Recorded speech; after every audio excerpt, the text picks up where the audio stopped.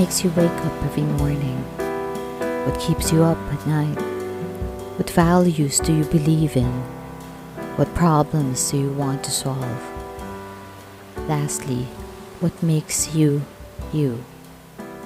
Hi, this is Jen Kahukom, and welcome to Your Brand, Your Story podcast, where we share stories and conversations about humanness and authenticity.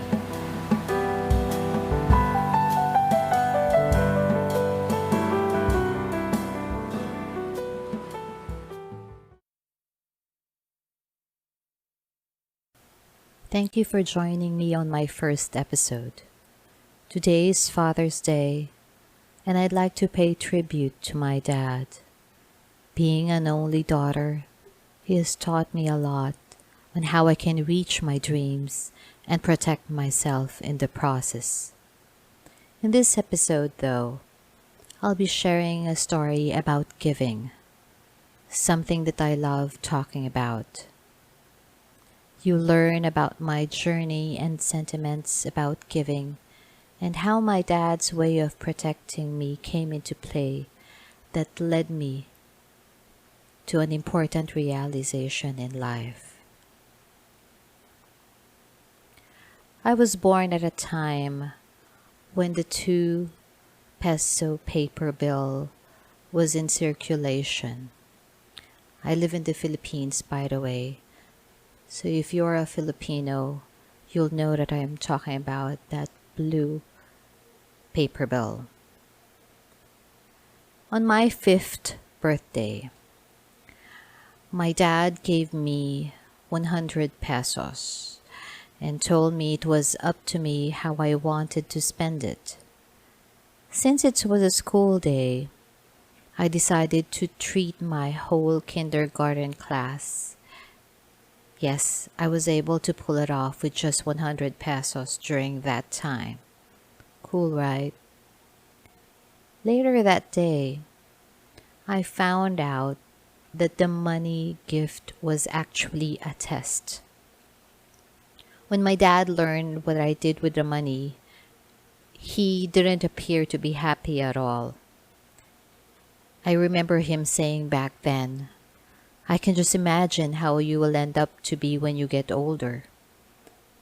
And as a 5-year-old, I didn't quite grasp what he meant. But with the way he looked at me and the way he said it, he sounded like it wasn't a happy picture at all that he painted of me. Then when I was about 8 or 9 years old, I would give out dresses, old clothes that I've outgrown to kids who could use them. When my grandmother learned about it, she wasn't too happy about it either. She said I should have thought of my cousins first before giving them away. And I remember her saying, "Family first." I did other similar instances growing up, and the whole time my dad would be on protective mode and would always tell me that I should think of myself first. In my heart and in my mind, I knew I wasn't wired that way. And as a kid, I never really understood the disappointment behind it until I became an adult and started working. I was a corporate employee for 10 years, and I used to be a part of the IT industry. You see, I love brainstorming sessions. I would eagerly share new ideas to my team, even actively spearheaded or participated in making those ideas happen, even if I wasn't the lead. All these were part of an exciting journey for me until I'd find out that someone had put his name on that idea. I remember feeling bad because, to my thinking, as a team player, When you share an idea to your team, it no longer becomes yours, but it becomes the team's idea. And I wanted it so bad for others to know that it was our idea. It was then when I realized how my dad tried to train me and test me during my younger years. It was his way of protecting me. It was his way of making me ready for the dog-eat-dog world, for the rat race, for the so-called survival of the fittest. And all those years of family training, I failed. So my years as a corporate employee continued. But after the realization, I operated with more caution. But as they say, you attract who you are. And because I thought playing it safe was the best way to thrive, I got the seeds that I planted, a safe life. Then after 10 years, I decided it was time. So in 2008, I gave my resignation and started working from home as a freelance digital marketer and CEO branding strategist. Today, I've never felt happier and fulfilled. While I learned a lot from the industry where I came from, I couldn't deny the fact that working on my own terms gave me the chance to be me again.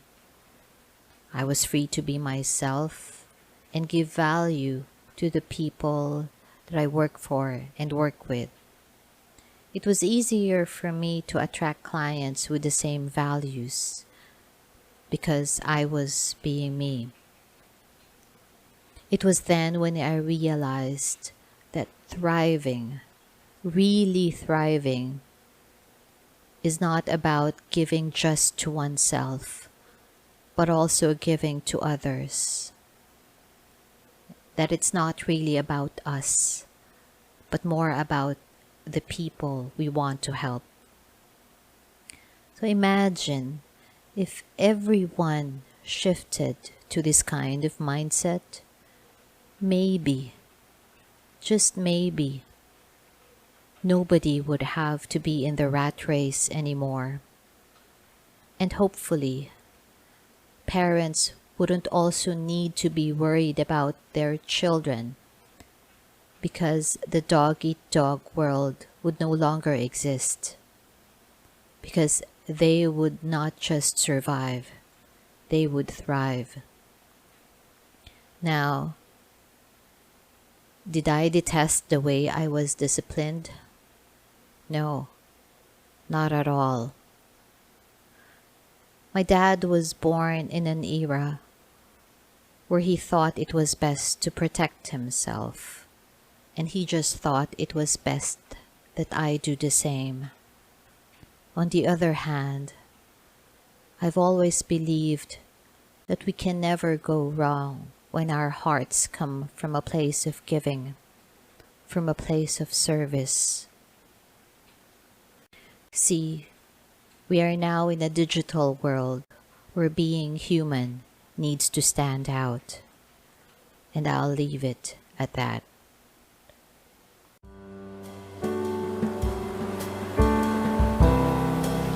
Thank you for listening to today's episode. This has been Your Brand, Your Story.